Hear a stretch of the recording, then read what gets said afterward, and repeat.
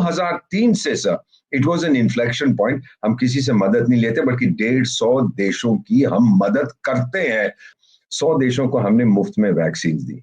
हम कहते हैं ना भारत माँ, सर माँ के बहुत बच्चे होते हैं, बच्चों की एक ही माँ होती है, इसीलिए आप और मैं मिलके अपनी माँ की सेवा करते हैं। मिर्जा साहब, एक दिन में 34 किलोमीटर हाईवे हम लोग बना रहे हैं सर, और एक साल में 8 नए एयरपोर्ट, और एक साल में 2 हम लोग मेट्रो सिस्टम बनाए।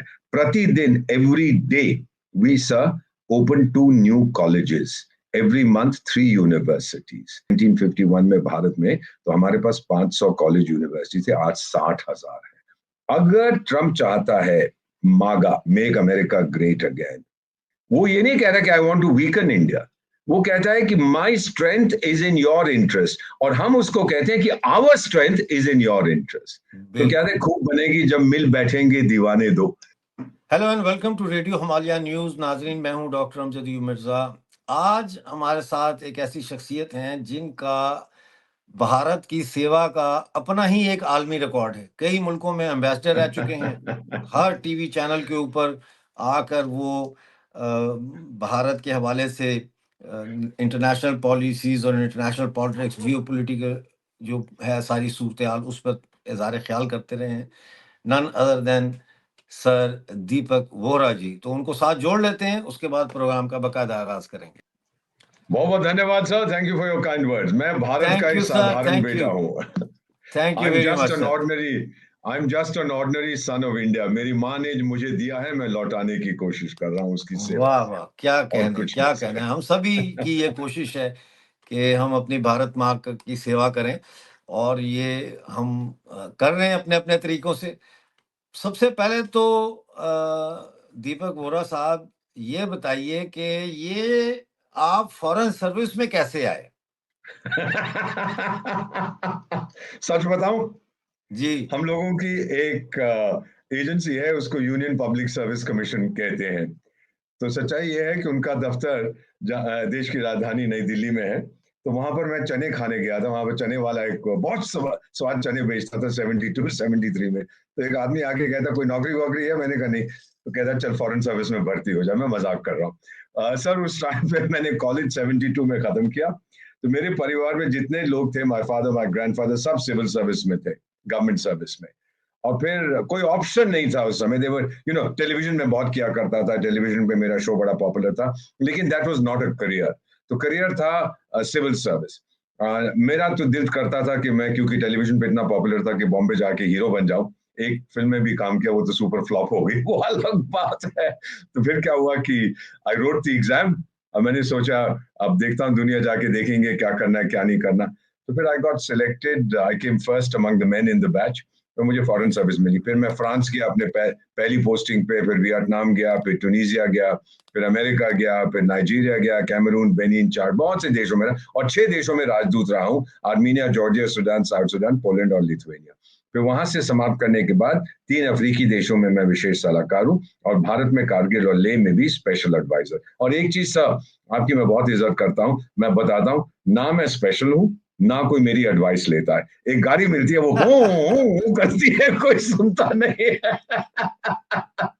लेकिन अच्छा, मुझे ये टाइटल बड़ा बताएं, अच्छा आपके लगता है। करियर के दौरान जब आप बाहर थे, देश के रिप्रेजेंट कर रहे थे देश को, तो किस किस्म के चैलेंजेस का आपको सामना था? ये बहुत दिलचस्प प्रश्न आपने पूछा है सर। आपने दिल का एक तार छू दिया है इसके अंदर। जब मैंने शुरुआत की थी सर्विस में, तो उस समय हमें भारत की आर्थिक स्थिति, वो बांग्लादेश की लड़ाई हुई थी 71 में, हमारी इकोनॉमिक सिचुएशन ठीक नहीं थी, सब बहुत कमजोर थी।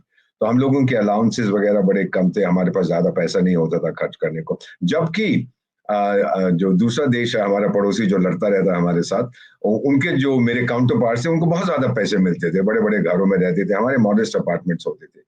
एक तो ये चीज थी। दूसरी सर, उस समय भारत की छवि नहीं थी। सब लोग कहते थे अरे क्या ये 5वीं 4थी 7वीं दुनिया का ही देश है, यहाँ आ गए हैं तो बच्चे पैदा करते रहते हैं और कुछ करते नहीं है। We did not have a very good reputation. वो सब बदलने लगा था 74 में, जब हमने अपना पहला न्यूक्लियर टेस्ट किया, उसको हम पीसफुल न्यूक्लियर एक्सप्लोजन कहते हैं। लेकिन उसके बाद दुनिया कहने लगी यार ये इस बंदे में दम है, दे आर डूइंग समथिंग, जो इन्होंने पूरी दुनिया को इससे हैरान कर दिया है। फिर उसके बाद मैंने जो देखा कि हल्के हल्के हमारी रेपुटेशन बढ़ती रही। सर फिर क्या हुआ, आपको याद होगा कि 90s में वो आईटी रेवोल्यूशन आया, वो पहले तो .com आया, वो खत्म हो गया, आईटी रेवोल्यूशन। अगर तो हमारी सरकार ने कोई मिनिस्ट्री बना दी होती उस टाइम पे तो वो रेवोल्यूशन कभी ना आता, बस वो स्पॉन्टेनियसली आने लगा, क्योंकि मिनिस्ट्री तो बनती है ना हर चीज कंट्रोल करने के लिए, ब्यूरोक्रेसी का काम क्या होता है, तो हम कंट्रोल नहीं कर पाए, वो अपने आप उभरी और फिर सारी दुनिया देखने लगी। और सन 2000 में आपको याद होगा सर, वो Y2 बग की बात चलती थी कि कंप्यूटर्स जो है सारी दुनिया के ठप हो जाएंगे, क्योंकि ये 2000 है, अब ये लास्ट 2 डिजिट्स तो 00 हो जाएंगे, क्योंकि कंप्यूटर जो बाइनरी सिस्टम है वो 98 99 फिर 00 कहां से आ गया। फिर सब ने ये बोला, and I mean this, every country that was using computers ने कभी भारतवासियों को बोला ये बड़े होशियार है। तो हमारे लोग पूरे देश से अमेरिका भी गए, कनाडा भी गए, यूरोप भी गए, जापान भी गए, ऑस्ट्रेलिया भी गए, कोरिया भी गए, वहां जाके उन्होंने उस सिस्टम को ठीक किया। फिर उसके बाद आफ्टर 2000 लोगों ने कहा यार ये तो वाकई ही बहुत होशियार लोग हैं। फिर मैंने देखा कि आपकी और मेरी, हमारे देश की, हमारी माँ भारती की छवि बढ़ती गई। और फिर सबसे इंटरेस्टिंग चीज सा ये हुआ था 2000 में। अब मैं आपको एक छोटा हादसा बनाता हूँ। मैं स्पेन में पोस्टेड था 2000 to 2002, I was deputy ambassador, उसको मिनिस्टर कहते हैं। वहां पे क्या हुआ था, एक बहुत बड़ा भूकंप आया था 2000 में in place called Kutch, Gujarat में। बहुत भयंकर भूकंप आया, तो बहुत से लोग मर गए थे और बहुत जान माल का नुकसान मैम। हुआ। तो फिर भारत सरकार ने कहा कि हमें मैसेज आया कि भाई अगर लोग कुछ मदद करना चाहते हैं तो आप स्वीकार करिए। अब स्पेनिश लोग बड़े अच्छे हैं, उन्होंने भर भर के ट्रकों में हमें ओवरकोट भेज दिए। सर ओवरकोट तो कच्छ में कौन यूज करता है, 30 डिग्री तो वहां का तापमान होता है पूरे साल में। सर उसके बाद हमने ये फैसला किया कि अब हम लोग मदद नहीं लेंगे।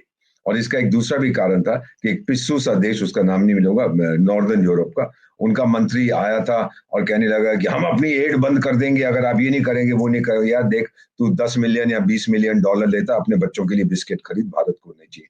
तो 2003 से sir it was an inflection point, हम किसी से मदद नहीं लेते बल्कि 150 देशों की हम मदद करते हैं। और sir the most recent example was जब ये चाइनीज महामारी आई थी, 100 देशों को हमने मुफ्त में वैक्सीन दी।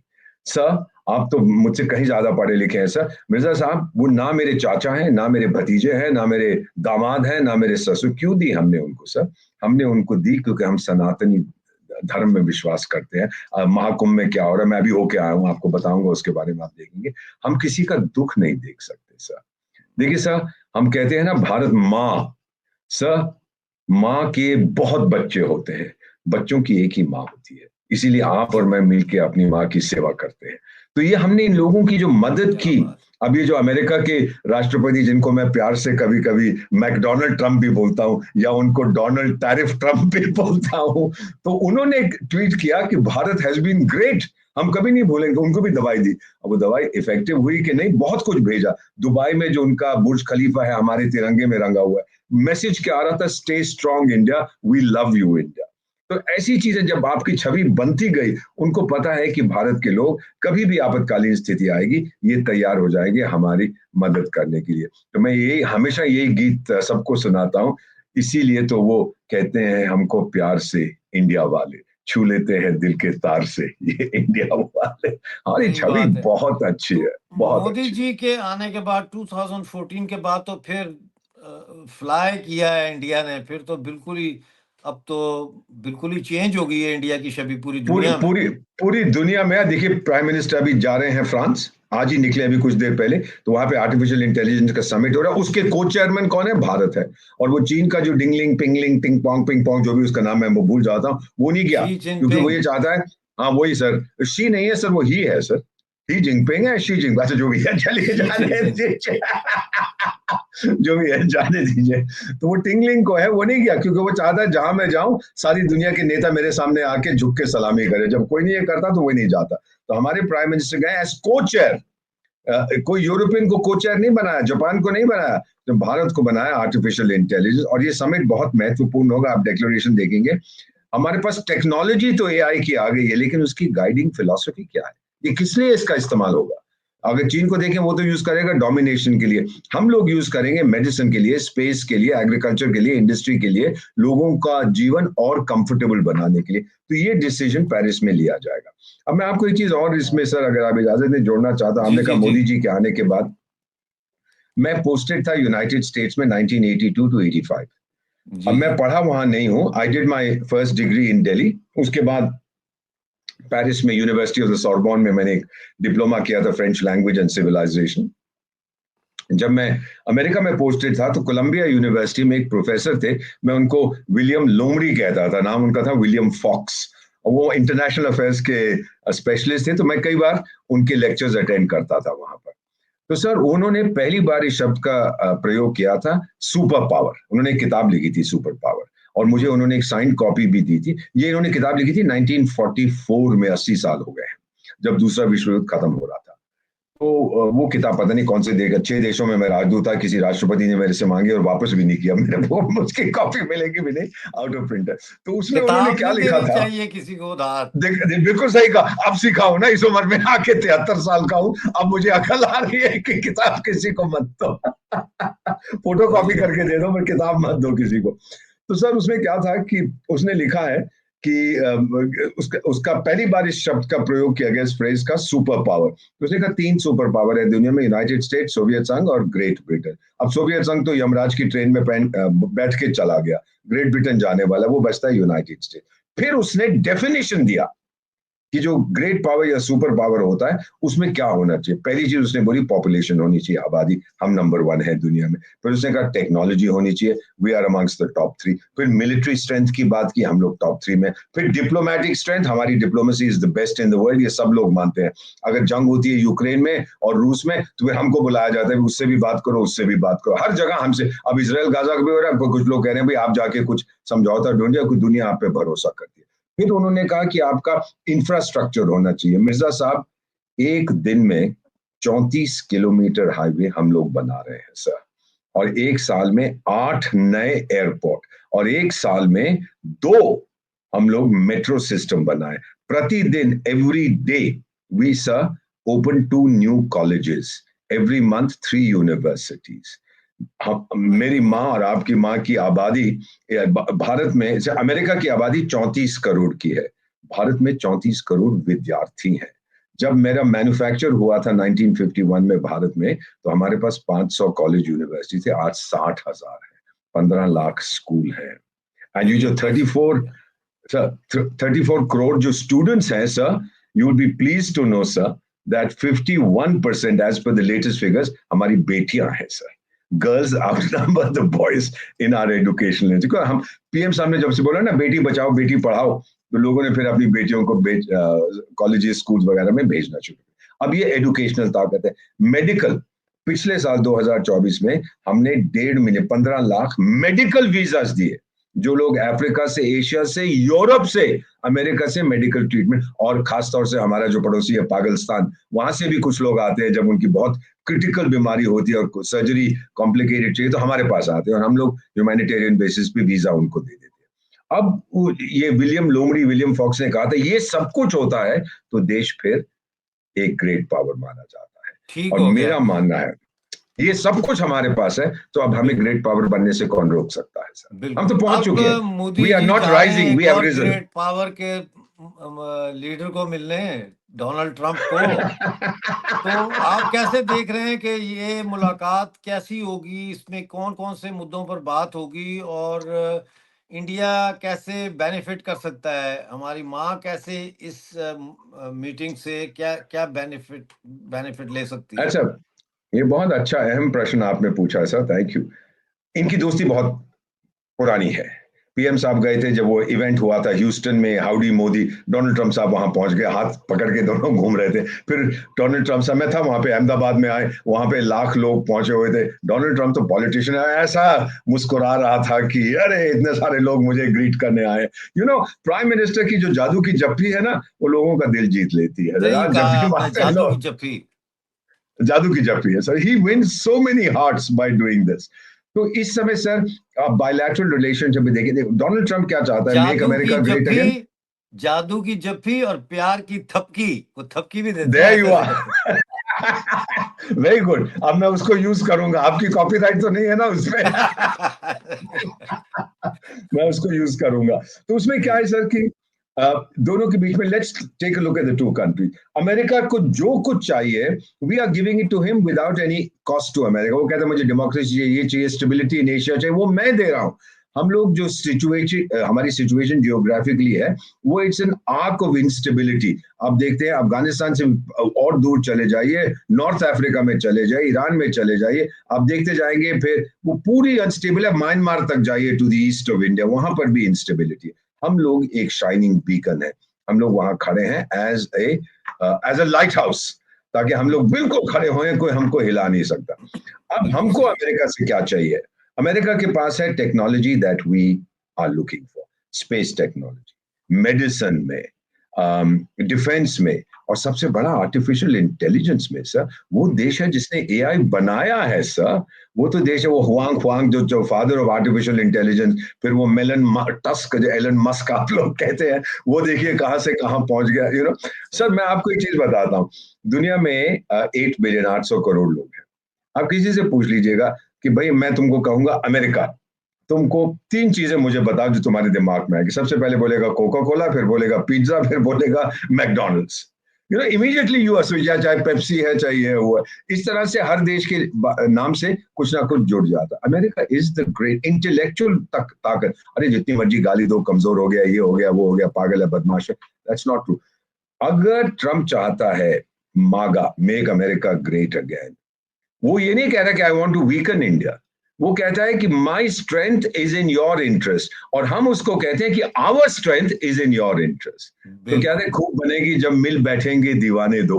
सो हम एक दूसरे के हमारी दो संतान है, दो बच्चे हमारे साथ, बोथ इन देयर 40s। हमने तो दान कर दिया अमेरिका को, they are both settled, they are very happy. जब मैं पोस्टेड था वहां पर, उसके बाद वो वहां पढ़े, and now they live there, अपने परिवार शुरू किए, they very happy to be in the United State. उसी तरह से मैं इतना ही कहूंगा, पूरी दुनिया में इस समय अगर आप देखें sir, since we are having a general conversation, 50 से ज्यादा तो जंग चल रही है पूरी दुनिया में। और मेरी बिल्कुल। पत्नी एक ही है सर, 48 साल हो गए रेखा और मेरी पत्नी को साथ रहते हुए। और उससे पहले 8 साल मैं कोर्टशिप में लगा, तो ये समझ लीजिए 56 साल से हम लोग एक दूसरे के साथ हैं। और उस समय तो मैं गीत गाया करता था उनके लिए, बड़ा फेमस हिंदी सॉन्ग है, इधर भी आग लगी है उधर भी आग लगी है, यानी मेरे दिल में भी आग है, तेरे दिल में भी। जी। लेकिन आज वही गीत मैं दुनिया के लिए कहता हूँ, कहीं यहाँ जंग हो रहा है, कहीं वहां जंग हो रहा है, सही 50 बात जंग है, हो रहे हैं, बहुत हालात खराब है इधर भी दुनिया के। आग लगी है, उधर भी आग लगी है। सो तो व्हाट मोदी वी आर साहब ट्राइंग क्या टू सी। क्या करेंगे वहां, कैसे ये सारा सर बेनिफिट वो मैं उठाएंगे? बता देता जाहिर हूँ, है अच्छा वो एक, भी तो एक नेगोशिएटर है, ट्रम्प, वो भी बिजनेसमैन है। वो इंडिया से क्या लेना चाहेगा, और हम वेरी इंडिया गुड, जो है वो तो आपने वेरी बता वेरी दिया। गुड। हाँ, वो इंडिया से क्या चाहता है? वो चाहता है कि एक तो एशिया पैसिफिक जो एरिया, जिसको आप लोग इंडो पैसिफिक आजकल वो जिसको कहते हैं, वहां पर चीन को ना उभरने दे। सर वो उसने शुरू में कहा था, आपको एक चीज बताता हूँ इस आदमी के थॉट प्रोसेस की। 1988 में, 1988, 35 साल पहले, इसकी एक इंटरव्यू हुई थी अमेरिका की आपकी तरह एक बहुत मशहूर एंकर है, उसका नाम है ओपरा, ओपरा विनफ्री। और मैंने वो 1988 की इसकी इंटरव्यू देखी थी, he was very young then. तो इससे ओपरा विनफ्री पूछ रही थी कि do you want to run for president? He said I haven't thought about it, maybe I will. तो बोली कि क्यों? कहते मैं अमेरिका को बचाना चाहता हूँ। ये जापानियों को देखो, सब कुछ आके मेरे को बेचते हैं, मेरे से कुछ खरीदते नहीं है। ये यूरोपियंस आते हैं, ये मेरे को थूक लगा के चले जाते हैं, सब मुझे ही बेच रहे हैं, मेरे से 200 मिलियन डॉलर साल के ले जाते हैं, मुझे बदले में कुछ नहीं मिलता। और आज भी वही चीज वो कह रहा है, यू बाय फ्रॉम मी। हमने कहा हम लेंगे, हमें कोई दिक्कत नहीं है, लेकिन we have to come to an. ये जो ट्रस्ट फैक्टर है ना सर बायलैटरल रिलेशंस में, ये बहुत जरूरी है, द ट्रस्ट। अगर ट्रस्ट नहीं है sir, America trust India, and India is increasingly learning to trust America. अमेरिका ने हमारे साथ बेईमानी करने की कोशिश की, हमने सहन किया, हमने उनको कभी चोट नहीं पहुंचाई। जब लोग कहते हैं आप सोवियत संघ के करीब थे, लेकिन हमने आपके अगेंस्ट कभी कुछ नहीं किया, ना हम कभी वॉर्सो पैक्ट में बिल्कुल नहीं ज्वाइन किए, किया। ये किए। फिर बाद में नॉन अलाइंड हमने अपना एक वो रखा। ये आप समझते हैं कि इंडिया और अमेरिका इस वक्त दुनिया के इस विजिट के बाद दुनिया के इंतहाई अहम ग्लोबल पार्टनर बनने जा रहे हैं?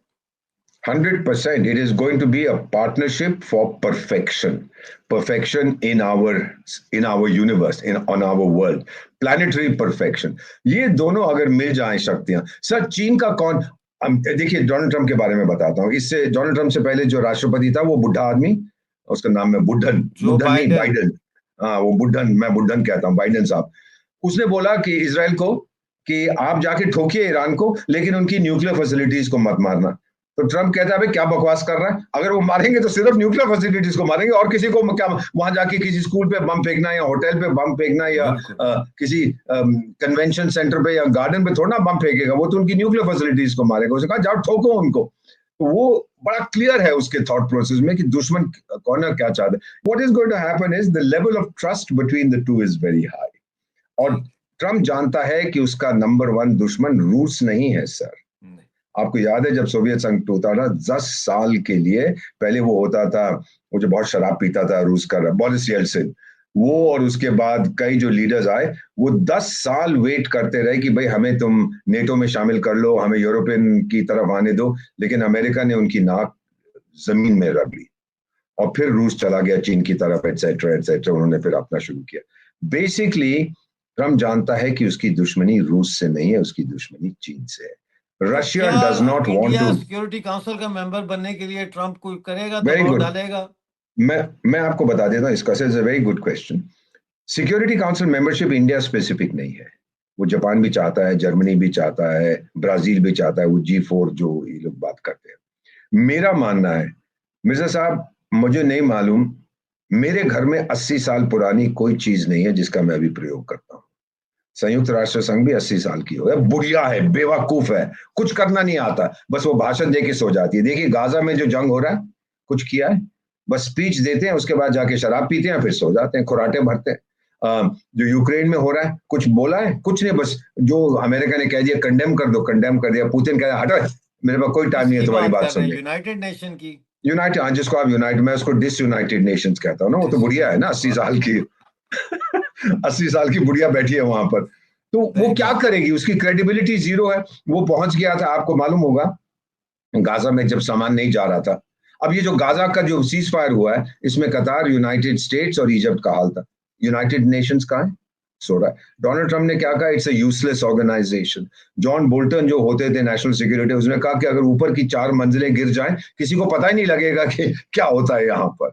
और उसने मेरे एक दोस्त हैं पॉल विल्सन, उन्होंने किताब लिखी है द टूम। तो उस किताब में ये लिखा है कि जितने डिप्लोमेट्स बैठे हैं न्यूयॉर्क में, सबको घर भेज दो और यूनाइटेड नेशंस बिल्डिंग को नाइट क्लब बना दो, और फिर देखिए दुनिया में कितनी शांति आती है एकदम से।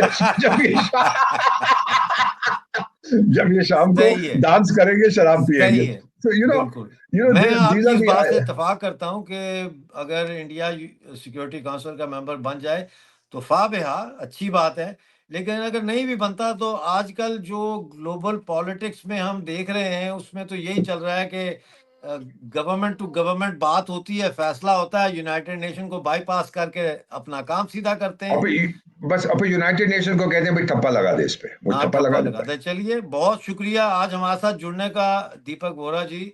और बहुत आपके हम थैंक यू करते हैं आपको, और आपके साथ ये सिलसिला जारी रहेगा। मैं और सिर्फ एक चीज मिर्जा सर जाते वक्त आपसे एक छोटी सी जी बात जी कहना चाहता हूँ हमारे पड़ोसी के लिए। जी। सर मेरा परिवार गजनी से है। So we are effectively we are Pashtuns, but Hindu Pashtuns, सनातनी पश्तून। और एक चीज हम लोगों को सिखाई जाती है कि अपनी सच्चाई को पहचानो। तो हमारा जो पड़ोसी है उसको मैं इतना ही कहना चाहता हूँ, अपनी सच्चाई पहचानो और फिर देखो भारत को दोस्त के नजरिए से। लेकिन आप लोगों ने इतना जहर अपने मन में घोल दिया है अपने लोगों के बरखिलाफ। आपने कहा भारत तो मेरा इटर्नल एनिमी है, मैंने ये नहीं कहा, ये आपने घोषणा कर दी है। पहले अपने गरेबान में झांक के देखो, आप खोखले हो चुके हैं। कश्मीर कश्मीर कश्मीर के पीछे पड़े हो, कितने करोड़ों अरबों डॉलर आपने खर्च किए, मिला आपको ठेंगा। जिस दिन आप ये हकीकत समझ जाएंगे, शायद उस दिन आप अपने लोगों का ध्यान रखें। यही मेरा एक संदेश है। आपका शो इतना पॉपुलर है, उम्मीद करता हूं वहां पे कुछ लोग ये देख के समझेंगे। पहले अपने आप को समझो और फिर देखो दुनिया कैसे आपको अच्छी नजर से देखती है। थैंक यू बहुत वेरी मच सर, शुक्रिया जी थैंक यू। जुड़ने का हमारे साथ। इसके साथ ही इजाज़त लेते हैं नाज़रीन। ये थे दीपक वोहरा जी, जो कई मुल्कों में भारत को रिप्रेज़ेंट कर चुके हैं as an ambassador, as a diplomat, और इनकी आपने बातें सुनी, बड़ी कैंडिड गुफ्तगू करते हैं, लेकिन बड़े गहरे मायने होते हैं। उम्मीद है आपको आज का प्रोग्राम पसंद आया होगा। चैनल को सब्सक्राइब ज़रूर कीजिए, वीडियो को लाइक और शेयर कीजिए, और जॉइन का बटन है उसको दबा के हमारे मेंबर बन जाएँ। और इसके साथ-साथ सुपर थैंक्स है, अगर आपको आज का शो पसंद आया तो कोई तोहफ़ा देना चाहें तो सुपर थैंक्स पे क्लिक कर सकते हैं। अपना बहुत सारा ख़्याल रखिए, मिलते हैं अगले शो में।